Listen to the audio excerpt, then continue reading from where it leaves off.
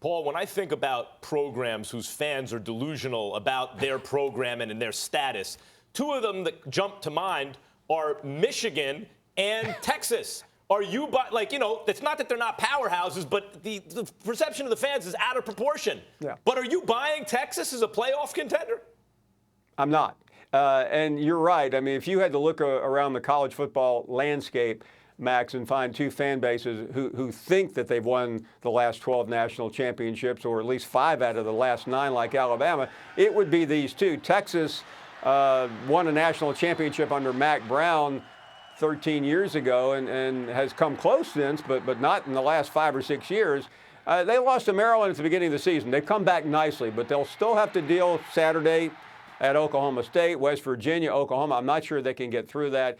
And Michigan, I think, has a better chance. Now, Michigan has won they've won 1.5 national championships in the last 70-some-odd years, but they are closer. To me, Jim Harbaugh, critical or not, and I've been very critical of him, has put this program back together very nicely, and he's taken advantage of Michigan State the other night and the fact that he needs to beat Urban Meyer at the end of the season. Right now, it looks like he will.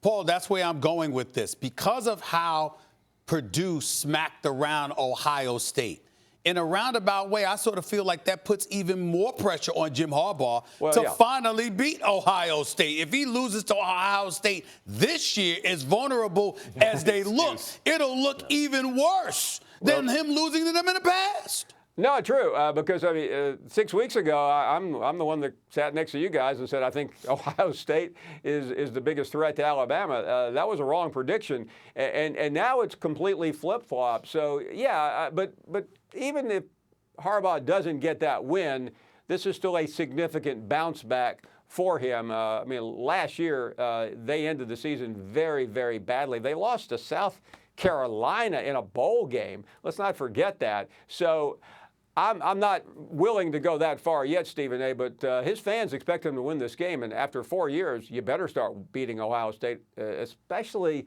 when Ohio State is leaking oil all over the place. See, this is the problem with the moderator's chair. This is why Stephen A. didn't want to do it. You guys take shots at Texas, and I got to, like some objective, congenial moderator, just move on. I'm telling you, Sam Elliott's different. See, delusional He's different. fan base. No, but before we run, this Paul, is what you were I have talking to about, get you Max. on this. Right. I'll just give you this, Paul. I hope you have a receiver. I hope you can see the hook. Hey, listen.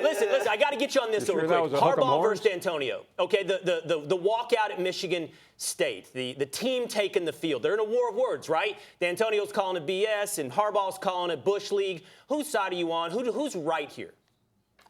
Well, is it wrong to stomp on the field? Yeah, that's not the best thing in the world to do, but so what? I don't have a problem with what Jim Harbaugh said here. He's on the road. His team acted maybe a little bit irrational, but he flat out said that D'Antonio was behind it or was laughing. I can't tell you that he didn't. I'm on Jim Harbaugh's side here. Really? They do this every game. Michigan State does it every game. All right, Paul. Next time about Texas. Yeah, he gave you the horns, baby. He gave you the horns. I don't think he did. I think he dropped a part of the horn. I don't know what. Read between the lines. If I drop part of it, you know what that leaves?